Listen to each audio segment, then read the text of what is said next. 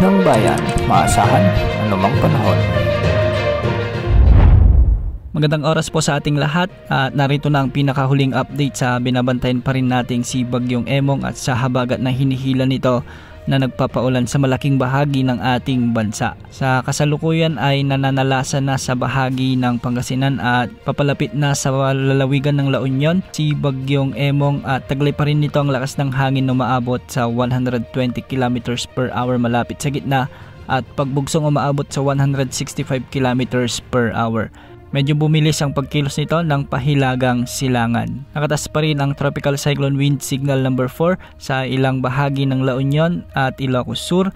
Signal number 3 naman sa nalalabing bahagi ng Ilocos Region at ilang bahagi ng Cordillera Administrative Region. Signal number 2 sa ibang bahagi ng Cagayan Valley at Central Luzon at signal number 1 naman sa nalalabing bahagi ng Cagayan Valley. Sa mga oras nga na ito ay nakakaranas na ng mapaminsalang hangin at malalakas na pagbugso ng ulan ang malaking bahagi ng Ilocos Region at ilang bahagi ng Cordillera Administrative Region. Pinaalalahanan natin ang ating mga kababayan sa La Union, Ilocos Sur, Ilocos Norte, Benguet, Abra at ilang bahagi ng Apayao kasama na ang Cagayan na posible ring daanan ng bagyo na maging alerto sa banta ng mga pagbaha at pagguho ng lupa. Sa mga kababayan din natin na nasa malapit sa mga dalampasigan o sa mga baybayin ay maghanda na rin sa mga storm surge na posibleng dalhin dahil posible ang mula 1.5 hanggang 3 meters sa mga baybaying sakop ng Ilocos Norte, Ilocos Sur at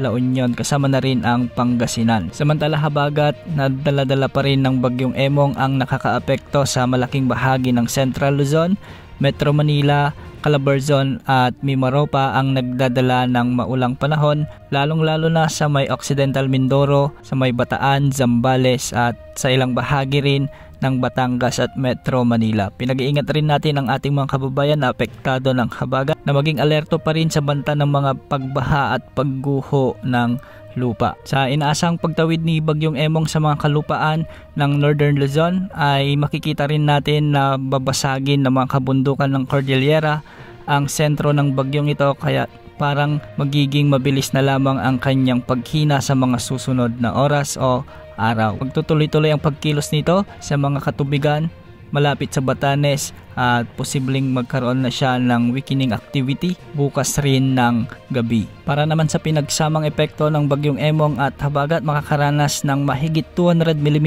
na pag-ulan o torrential rains ang Ilocos Sur, La Union, Benguet, Pangasinan, Zambales, Bataan at Occidental Mindoro. Samantalang posible rin ang mga 100 to 200 mm na pag-ulan mula malalakas hanggang sa matitinding pagbuhos ng ulan ang Ilocos Norte, Abra Mountain Province, Tarlac, Pampanga, ang ilang bahagi ng Cavite, Batangas at Laguna. Samantalang posible naman ang 50 to 100 mm na pag-ulan sa Apayao, Cagayan, Babuyan Islands, Kalinga, Isabela, Quirino, Nueva Vizcaya, Aurora, Nueva Ecija, Bulacan, Rizal, Quezon Province, Laguna, Camarines Norte, Camarines Sur, Albay, Oriental Mindoro, Marinduque, Romblon at ang Palawan. Ang mga nabanggit na lugar ay pinag-iingat rin natin sa banta ng malawakang pagbaha at pagguho ng lupa dahil sa enhanced habagat at ng pinagsamang epekto nito ng Bagyong Emong. Antabayan na ng mga susunod na update ukol kay Bagyong Emong sa mga susunod na oras. Yan munang lagay ng ating panahon ngayon. Ito po weather update ng bayan, maasahan anumang panahon.